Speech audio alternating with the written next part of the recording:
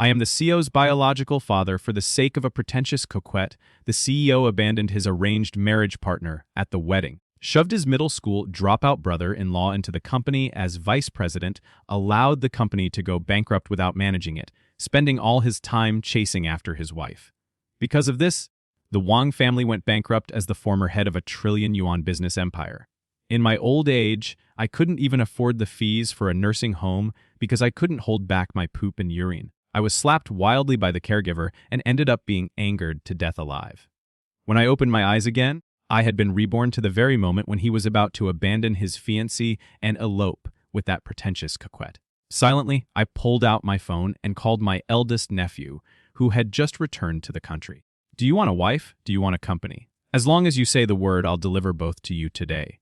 Chapter 1. The CEO dragging along the pretentious coquette arrogantly declared, "She's the only woman for me. Even if you take the title of Mrs. Wang, you'll never." I rushed onto the stage in a single stride and landed a loud slap across his face. You unfilial son! Did he have any idea how his behavior today would impact the company's stock market? When it comes to harming money, I cannot allow it. Even the CEO's chiseled face couldn't withstand my fists as big as sandbags. Under my pressure, the wedding proceeded smoothly. The pretentious coquette was dragged backstage with no chance of appearing again during the whole banquet. But when I let my guard down for a moment, he went to trample on his new wife. My heart belongs only to Sophia. After the marriage, you must obediently stay home, take care of my parents, and never bully her. If you ever make her shed a single tear, I will destroy your entire Liu family. Should he even guess why this marriage alliance with the Liu family exists? Of course, it's because both families are evenly matched, working in overlapping industries, able to help each other, using the marriage as an opportunity to bind the two families together, avoiding future conflict. I appeared instantly before my daughters, in-law and SW, another round slap at his face. He covered his swollen cheek. "Dad, what on earth are you doing? I should be asking you. Willow Lee is getting married and yet that woman is singing and dancing here. Do you think this is appropriate?" And pretentious coquette. Pretentious coquette, my ass. What decent and virtuous girl sneaks into someone else's wedding without an invitation just to steal the groom? My questions grew louder and louder. Hiding behind the CEO, the pretentious coquette finally stepped out. "Uncle Wang, everything is my fault. Please don't blame President Wang. I only wanted to see him one last time and say goodbye. I even bought the plane tickets to go abroad." Yes, and they were round-trip tickets for two. The two of them had planned to fly overseas for their honeymoon, blocking all contacts, leaving me and old retired men to clean up their mess, and leaving the poor daughters in-law who hadn't even received the marriage certificate yet abandoned at the wedding since I had been reborn. How could I not know what schemes they were plotting? I held on to my daughter-in-law and spoke sincerely. "I only recognize you as my daughter-in-law. The bond between our families will not be broken. Because of this, no more stories of love turning into hate, no more long-term and cooperation destroyed by a single woman. This life, I will never allow it to happen again." Yet Willow truly loved the CEO. I still want to believe her. Who told her to steal my husband before the words even fell? The pretentious coquette also received 2 slaps from Willow. Now she looked perfectly symmetrical with the CEO. Fine. The CEO laughed angrily. "You asked for this secretary from today onward. Cut off all financial support to the Liu family. Let's see how long she can keep her prize." So everything I did, everything I said, was all in vain. This group of foolish clowns, the result of cutting off funds, was that the company received a lawyer's letter facing astronomical penalty fees in my previous life. He only started all kinds of reckless operations after he had eloped with the pretentious coquette. But now that I stopped his elopement, he began wrecking the company even earlier. Better to have given birth to a pig than to him, ashamed to face the Liu family. Yet I could not allow our family's relationship to deteriorate. I had the pretentious coquette removed from their bridal home, changed the locks, and handed the only key to my daughters. In-law. Young people's matters are beyond the understanding of an old man like me. But in a marriage, quarrels by the bedside end with reconciliation under the quilt. There's nothing that cannot be overcome. Let him stay here with you. Once you've talked things through, we'll discuss the rest. In my previous life, I was so miserable that I ended up in a nursing home, bullied by caregivers because I couldn't pay the fees. Even when I soiled myself, I was beaten, reborn. I have come to terms with it all. A real man's got a big butt. If you caused the mess, you go clean it up. It's better for my son to please his wife than for me to swallow my pride and beg our in-laws. Perhaps in the world of CEO romance stories, love surpasses everything. All my heartfelt words before did not attract my daughter-in-law as much as this one key. She held the only key with reverent gratitude. Rest assured, I'll take care of things with my family. I left their new home in high spirits, but before I could even sit down at home, news arrived. The pretentious coquette who had just been taken away was making a scene threatening suicide. She even claimed she already carried the CEO's child. If I insisted on separating them, she would die together with my grandchildren in my previous life.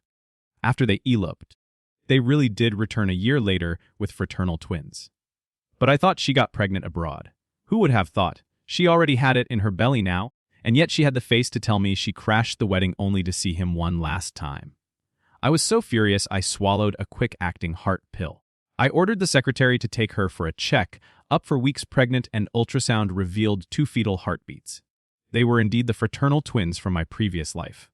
But over at the bridal home, dark again, relying on another heart pill, I staggered over there. The scene of loving tenderness I had expected was nowhere to be seen. Everything in the room that could be smashed was smashed into pieces. The CEO's face was dark while my daughters-in-law sat opposite him, silently crying in shock. I asked what had happened. My daughter-in-law hesitated, words caught in her throat. The CEO, however, wore a look of pride. I'm allergic to any woman other than Sophia. Are you impotent or premature? I wore a troubled expression, carrying the last shred of concern for my own son. Don't conceal your illness. The sooner you get treatment, the sooner you'll recover. Who in their right mind would proudly declare such a thing? Clearly, he was only trying to cover up his own shortcomings.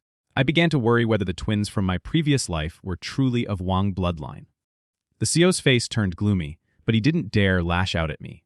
He could only dryly insist that his body had no problem. I didn't believe him and ordered the secretary to take him to the hospital for a full checkup and, while at it, secretly conduct a paternity test. Chapter 3, whether the children belonged to the CEO or not could be set aside for now, given the current situation. If things continued this way, it would absolutely turn into enmity, not a marriage alliance. I looked at my daughter-in-law, weeping in grievance. Memories of the tragic outcome from my past life surfaced. In the end, I made a ridiculous yet wise decision. My dear daughter-in-law, I still have several nephews who are outstanding men, paragons of virtue. Why don't you see if any of them suit you? She stopped crying. Her tearful eyes widened in shock as she looked at me, so she still couldn't quite accept such a suggestion. I only wanted to avoid repeating the mistakes of my past life, but perhaps I was being too hasty. Just as I was about to give up, she shyly said, I remember his cousin studied abroad in Germany and just recently finished his program. This time it was my turn to fall silent, but then I thought of how the CEO had ruined the family business in my previous life and of the miserable fate I suffered in old age. So I steeled myself. It can be arranged while I was busily working to find my daughter-in-law a new husband. The pretentious coquette was at the hospital, making a scene, declaring she would never have an abortion, and coincidentally ran into the CEO. When the secretary reported this to me, I silently took another heart pill. Who told you to make her have an abortion? I only asked you to confirm whether she was lying. The secretary, suffering in silence, could only mutter bitterly. We explained, but the CEO and that lady didn't believe us. Indeed, they never understood human language. I knew this all too well, so I no longer blamed the secretary. I simply told him to bring them both back. My daughter-in-law had already gone off for a spay treatment, preparing for the upcoming blind date. Now I was left alone. When the CEO returned, he actually sighed in relief, grasped the pretentious coquette's hand, and solemnly declared, Dad, she is carrying my flesh and blood. Please accept her as your daughters-in-law. Willow has already left gracefully, so why make things difficult for her? Once the child is born, you can enjoy your twilight years with grandchildren at your side. Isn't that good? With trembling hands, I pulled out a pen and a check, writing $10 billion on it before signing and pushing it toward them.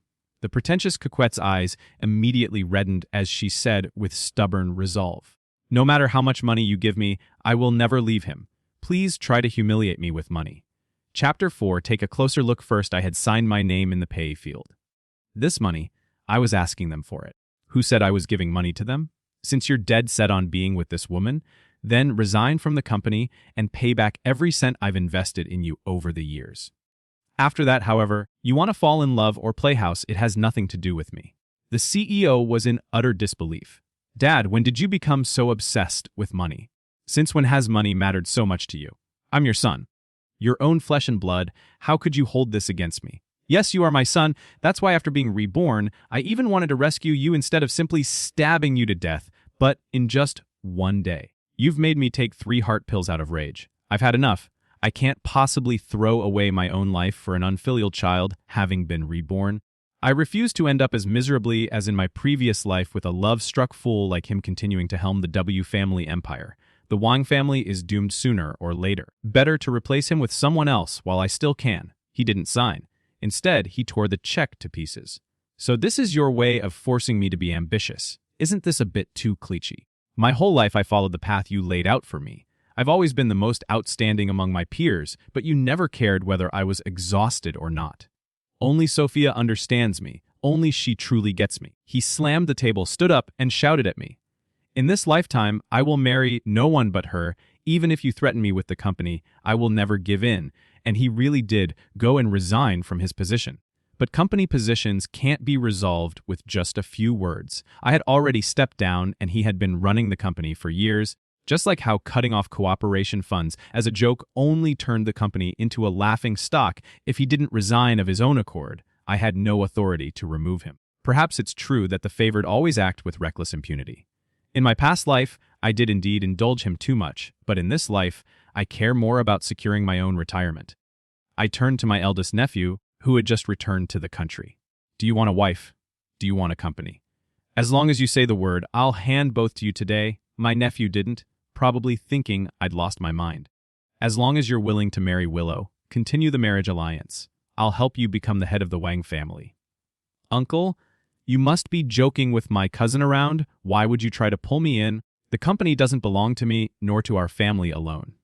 A trillion-yuan business empire means countless subsidiaries under the group, multiple industries where we lead the market, and millions of employees' livelihoods. It's not just some backdrop that can be discarded because they want to play out their little romance. He may not be my son by blood, but at least a normal man wouldn't deliberately destroy the company. And with the shares in my hand, as long as he runs the company properly, just the dividends alone would be enough for me to live out my old age in peace. Chapter 5. Of course, he agreed anyone with a brain wouldn't pass up such a golden opportunity, except for Charles. His brain had already been parasitized by a terrifying virus called love, while my eldest nephew gradually took over the company and at the same time courted Willow. He moved into the pretentious, coquette's, shabby 40 emulator rental, saying he wanted to rebuild from scratch without relying on his family. By the time Willow had shifted her affections and gone to register for marriage with my nephews, the pretentious coquette was already showing her pregnancy. At the earlier prenatal checkup, it was less than 8 weeks, so DNA verification couldn't be done. So I wasn't certain if the twins were actually his, but the CEO firmly believed they were his children, and his love for Sophia was so hopelessly deep that even while living on scraps, he never considered bowing his head to me. At most, he occasionally sent harassing texts asking if I regretted driving away such an outstanding son. I blocked him without a word, and after that I didn't hear from him for a long time. Just like in my previous life when he fled the marriage and disappeared for a year. But now I no longer worried about his safety, nor fretted about the company's falling market value. My eldest nephew was a rising star, steadily taking over the company. Under my guidance, he let the marriage be arranged, and his feelings for Willow gradually deepened. He was clearly someone worth grooming. Just when I thought the farce from my previous life had finally come to an end, the pretentious coquette offered massive hemorrhage during childbirth, and she turned out to have the rare panda blood type with the blood bank lacking sufficient reserves. Coincidentally, same blood type the CEO directly ordered people to drag her over. When I arrived at the scene, I heard him roaring at the doctors draw her blood. Even if you drain every last drop, you must save. So for me, if she dies, I'll bury all of you with her. What era are we living in? This is a society ruled by law. If word of this got out, it wouldn't matter that he had already left the company. As long as his surname was Wang, he would drag down the reputation of our entire family. It could even result in many people being summoned for questioning that familiar stabbing pain of a heart attack hit me. I strode forward, swinging a full-force slap that sent him crashing into the wall. Then I shielded my niece-in-law behind me. You bastard, I dare anyone to try. The CEO held his swollen face. Dad, why are you protecting her? Don't you realize the one on the operating table is my wife and your own grandchild? I had bodyguards drag the CEO away, causing a scene in a hospital was nothing but a disgrace to me. My apologies, everyone. Please just follow all the medical protocols. As for my son, I tapped my temple inside.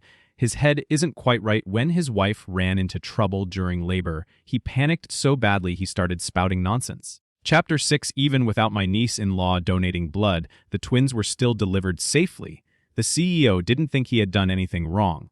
Holding the babies, he proudly showed them off to me. Sophia gave me a son and a daughter. She's a great contributor to the Wang family, and I want to reward her with 10 million. I said nothing. Then he tried to shove the babies into my arms. But my accounts are all frozen now, so Dad, you. I pushed the children back to him and said, go chase after your soul, Carol, love. But don't even think about counting on me, and don't harm Willow. She's already married. Her relationship with her husband is strong. Don't drag her into your mess again. The CEO's expression, for he hadn't expected me to be this ruthless after all in my previous life. When he returned with Sophia and the twins, I had handed the wells, managing the company, back to him again.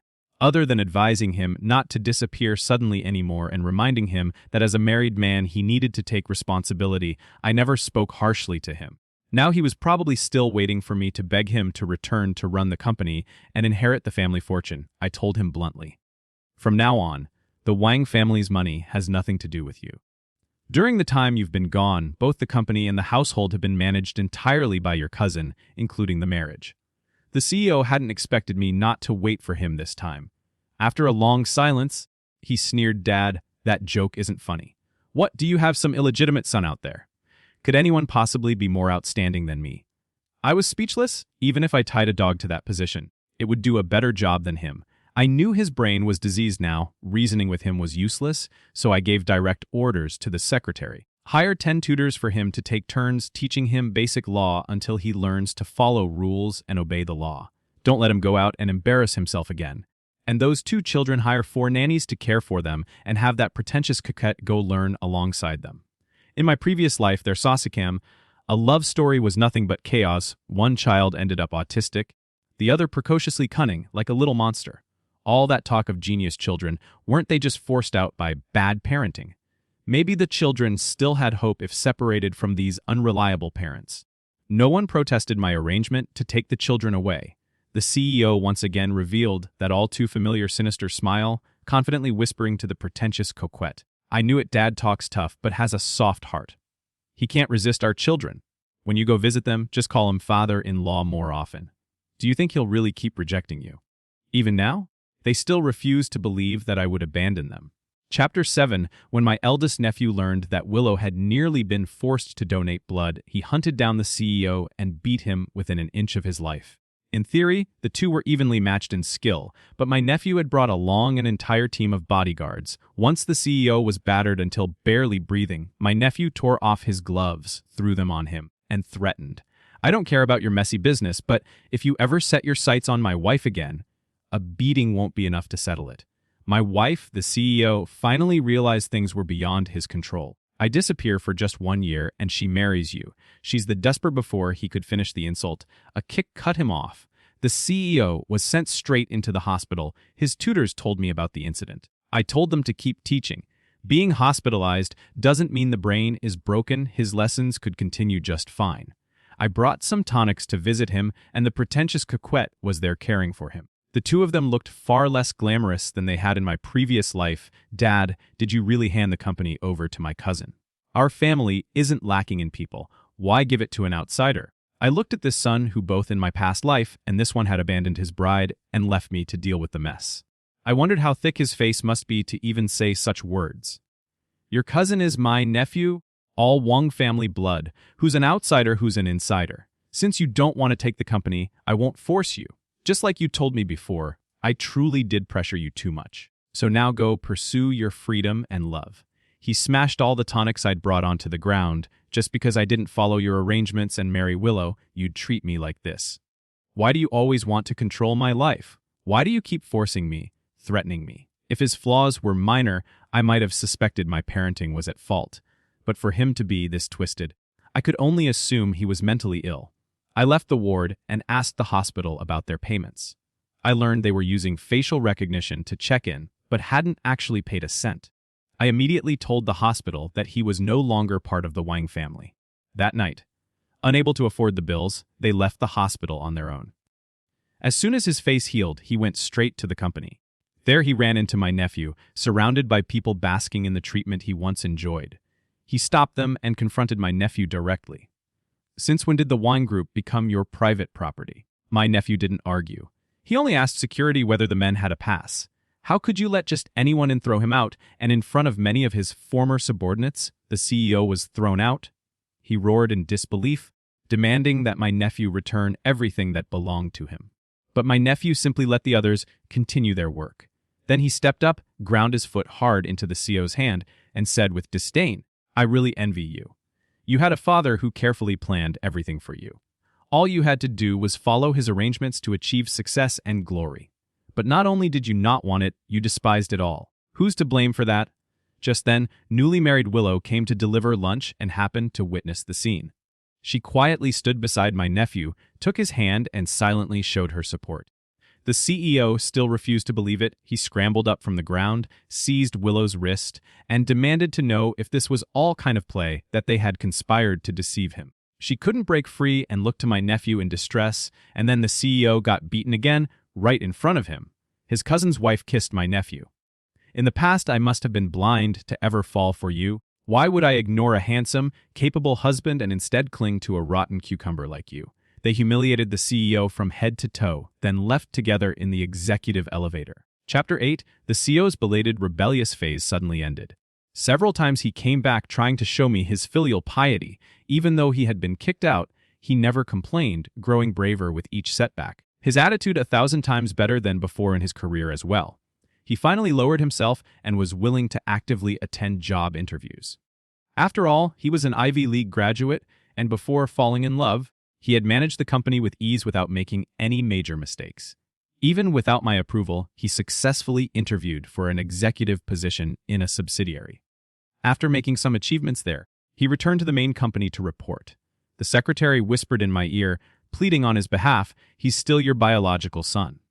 Perhaps he was possessed by something when he did those things before. Since he's changed now, why not give him another chance? I didn't agree, but neither did I chase him away after all. Climbing back up to an executive position, he had relied on his own efforts. As long as he corrected his mistakes, I wouldn't destroy him completely. Yet, remembering my previous life, I still couldn't feel at ease, so I transferred several reliable secretaries to the subsidiary to keep an eye on the CEO. It didn't take long before he abused his power, bringing in his junior brother-in-law, fresh out of prison with nothing more than a middle school education. But his current position wasn't high, unlike in my previous life, where he could easily make him vice president. Now the brothers-in-law could only be slotted in as an ordinary staffer. Yet, just like before, he used his relationship with the CEO to harass female colleagues and pocket company property. The only difference was that instead of misappropriating millions, now he was profiting a few cents per page by abusing the printer. As for the women without the title of vice president to shield him, no one humored him. When harassed, they cursed him out, and if it got serious, they hid him in the subsidiary. This man was like a toad.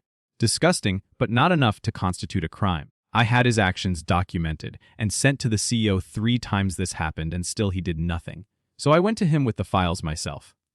"So this is why I've been getting these reports lately. It was your arrangement." "Yes, my arrangement. So what do you think?" After reading them, he felt no shame. Instead, he was proud. He's my brother-in-law. It's normal for him to enjoy some privileges in the company. Besides, he's a sensible person and hasn't done anything wrong. I remembered in my past life when his brother-in-law caused trouble, he had worn the same expression, but back then it had nearly cost lives and caused the company tens of millions in losses. He didn't notice my rising fury and continued. "Besides, Sophia has been throwing tantrums lately. I need to keep her brother close by so she won't secretly run away, and then why should the company foot the bill for your romance?" My last shred of hope for him was completely extinguished. I left his office and immediately ordered termination contracts to be drawn up, not just for his brother-in-law. He could pack up and leave too. I finally understood his biggest flaw wasn't even being love the brain it, but his utter disregard for rules and law. Living in the 21st century, yet still carrying the mindset of a feudal lord in his eyes.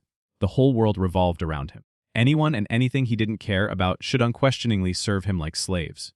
Such a son I could no longer afford to keep. Chapter 9. After having him dismissed, I contacted my eldest nephew and asked him to organize a press conference. There, I publicly severed ties with him. The CEO was the last person to know when the termination letter was handed to him. He tore it up and threw it in the trash. The next day, he went to work as usual, only to find he was no longer an employee and couldn't even get into the building. Blocked outside the company with him was his brother-in-law. What's going on? Didn't you tell my sister you'd arrange a good future for me? That disdainful look from his brother-in-law pierced him deeply before he could come up with an excuse. A group of reporters fresh from the press conference surrounded him. Why has Chairman Wang disowned you? How do you feel about being expelled from the family? Is there an inside story you can share with us? Faced with the flashing cameras, his face turned dark. He grabbed a reporter who shoved a lens in his face and demanded to know what this meant. The reporter showed him the draft news article along with the full video of the event. In the video, I solemnly announced that I was handing the family business over to my nephew and severing all ties with him. The lawyer was present and the transfer of assets had already been notarized. Meanwhile, my nephew's wife stood happily at his side, all smiles. Everything emphasized one fact: he had truly been abandoned. He refused to believe it and tried to storm and to confront me. Stopped by the bodyguards, he was only dragged back under my permission. Dad, you're really giving the family business to my cousin. What right does he have? I'm your son. I'm not giving it to him. Competence decides who holds it. Seeing him like this, I couldn't help but laugh. Well, I've already taken care of all the things you hated. Now you can live the happy life you wanted. He couldn't bring himself to say he regretted anything in front of me, but he couldn't hide the regret in his eyes, nor the blood dripping from his clenched fists. Still, he didn't utter the word regret. Only later, when his brothers-in-law came asking for more benefits, did he beat him up. Then the brothers-in-law ran crying to Sophia and the two of them tore into each other in a massive fight. I heard that without the CEO's support, that idle, worthless brothers-in-law returned to his shady ways, was arrested and sent back to prison, truly worth celebrating. Chapter 10. After the brothers-in-law went back to prison, the couple's relationship sank to rock bottom. The pretentious coquette constantly tried to run away, saying his love was suffocating her. The CEO, red-eyed and clutching his weight, swore that he could give her anything but freedom. Then the pretentious coquette demanded her brother be returned to her side, and the CEO actually tried to make it happen. As a result, he was detained for 15 days for picking quarrels and provoking trouble. 10 tutors had taken turns trying to drill legal knowledge into his head, but none succeeded. My nephew asked me if we should bail him out. I refused without hesitation. We've already severed ties. Let's cut it clean so he has no illusions left. My nephew let out a rich old money laugh, praising me endlessly. Uncle, you are truly decisive and resolute lately. Many have whispered in my ear that since you could be so ruthless with your own son, you must only be using me, that I should be on guard and perhaps even get rid of you to prevent future trouble. I laughed as well. If I could keep such close watch over the CEO, how could I possibly let my nephew slip by unnoticed? The fact that he confessed this to me meant he hadn't been swayed. He was sane, resourceful, and capable of managing the family empire. A good candidate indeed. Uncle, without your foresight, the Wan Group wouldn't have the glory it has today. Destroying the foundation for short-term and gain or throwing away potential out of fear has never been my style. If there's anything I can do, please command me. He extended his hand. Shall we wish for a pleasant cooperation? I grasped his hand and calmly acknowledged his suspicion. Future is ever-changing. Let's hope we can find the right path together.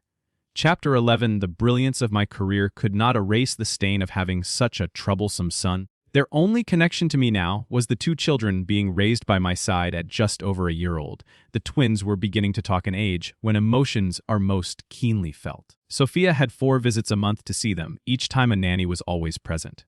At first her behavior seemed normal, but today when she arrived she clutched her son and wailed, "Mommy has no one to rely on, but you baby, you must grow strong quickly so you can protect Mommy." Through her sobs, she spoke of the CEO's cruelty and neglect of her own hardships. I rushed over, but before I could say anything, the child burst into hysterical wailing. The startled nanny, who had been dozing off, immediately snatched the child from her arms on his chubby little arms.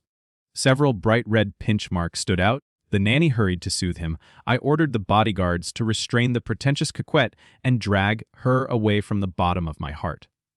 I asked her, "You have hands and feet. Can't you work for yourself? You expect a 1-year-old child to raise you. What on earth is in your head? She cowered, yet spoke with self-righteousness. They're both genius babies. Only if I talk like this will they understand my suffering. Yes, they were geniuses indeed. The elder brother, a hacker prodigy, breaking into company secrets at the age of 3, only to be taken away to have his worldview corrected. He died never knowing whose hands had shaped him. The younger sister, a dancing prodigy but lost in her own world at her very first public performance, she committed suicide on stage. Leaving a final tragedy. I had once suspected the Wang family carried some genetic curse, but never suspected it was her planting such twisted thoughts in them from the start. That familiar stab of a heart attack surged through me. I ordered her sent to the hospital. Soon the pretentious coquette was diagnosed with mental illness. I arranged for the best psychiatric hospital and forbade her from seeing the children again until she was cured. When the CEO was released and discovered the pretentious coquette had disappeared, he stormed over to me. "Where have you hidden? So I warn you, return her to me, or be prepared to face my wrath." What wrath? The gravest harm he could inflict on me now would be to strip naked in public, defecating while shouting that he was my son. Other than that, I couldn't think of a single way he could threaten me. How did he even have the face to utter such words? I had no interest in watching him prance around in front of me any longer. I simply said, "I'll send you to see her." Unsurprisingly, the CEO also turned out to be mentally ill. I arranged for him to live next door to the pretentious coquette in the hospital, where the staff happily humored their delusions. For them, going there was like coming home, perhaps even happier than being at home. Maybe this was what it meant to put the right people in the right environment. Relieved, I devoted myself to raising the 2 children. I tried my best to give them a happy, carefree childhood. Suited to their age, they remained bright and gifted, but not nearly as extreme as in my previous life. At 3 years old, the brother was just learning to play matching games on the computer. The sister, dressed in a tutu, pouted and asked me to take pretty photos of her living off the monthly company dividends. I finally enjoyed a good life I had never known in my previous lifetime. Chapter 12. When the elder grandson turned 20, he too entered the company as an intern. By then, my eldest nephew and Willow also had children of their own, yet they both agreed the company's successor should be chosen from the most capable, giving all cousins a fair competition. I knew what they meant. The situation with the CEO must never be allowed to repeat, but out of respect for my pride, they didn't say it outright. This remained a thorn in my heart. I never wronged the CEO in any way, and before meeting, so he truly was the most outstanding among his peers. It was only after cutting a bloody path through his generation that he won the right to lead the Wang family. So why did he suddenly become so foolish when the elder grandson had already become a department manager? He went to attend his younger sister's first musical performance. Backstage, he encountered a girl who, due to an accident, twisted her ankle and lost her chance to perform. He thoughtfully took her to the hospital and in doing so, missed his sister's debut. As my heart sank, I feared another cliché story of old flames reigniting, repeating his parents' tragedy. But then he suddenly asked me, "Grandpa, what does it mean? This CEO system? What is that thing?" It approached me saying that girl was my destined goddess and insisted I had to take her to the hospital. I didn't quite understand the system, but I thought of the CEO's absurd life. So many years later, I dragged my son out of the psychiatric hospital and forced father and son to confront each other, asking whether he too had encountered this thing. He said he was the son of destiny.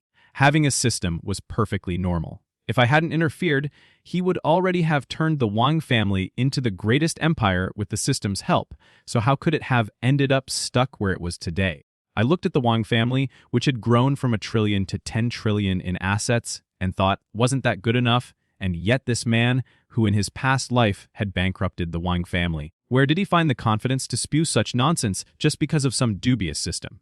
I trembled all over, terrified that my grandson would become the next CEO, the next ungrateful wolf. If I lifted my hand and stared at my palm, even if I could break apart their absurd game with a single slap, how many years did I have left to live? Why wouldn't this thing let go of my family when I warned my grandson that the system harbored ultra-year motives and was not to be trusted? He smiled and said, "Knowing you're not working with the system puts my heart at ease."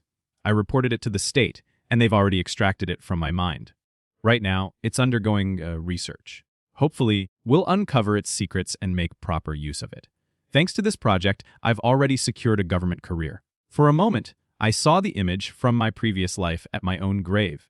My grandson had become pale and gaunt, like a ghostly shadow. It seemed he hadn't spoken to anyone in a long time. Even speaking was difficult. The system captured Grandpa's sister. They're both dead. Even after his parents went bankrupt, he and Sophia only cared about their endless chase of love. Indifferent to the world, he had seized the system behind it all, but everything was already beyond repair. After mourning his family, he followed them into death. I rushed forward, embracing my grandson, weeping bitterly. I cursed the system while soothing him, insisting everything was already over. But I didn't forget one last thing. I told him to solemnly apologize to his sister, to explain so their sibling bond wouldn't be broken by this matter. His sister said that although he had left in a hurry that day, he had transferred her $10 million. She had forgiven him then and there. Good, that was what a true CEO ought to do. Once the system was gone, the CEO finally awoke from his false dream and realized how thoroughly his life had been ruined. He wanted to make a comeback, to re-enter the company and prove himself. But after all these years, I slapped him once again and told him to get lost, to redeem himself first, to apologize to all those he had hurt with his actions, and not to show his face until he had earned their forgiveness. Wronged most deeply was Willow, who in this life had remarried his cousin. The CEO got stuck there, and that impasse lasted his entire life.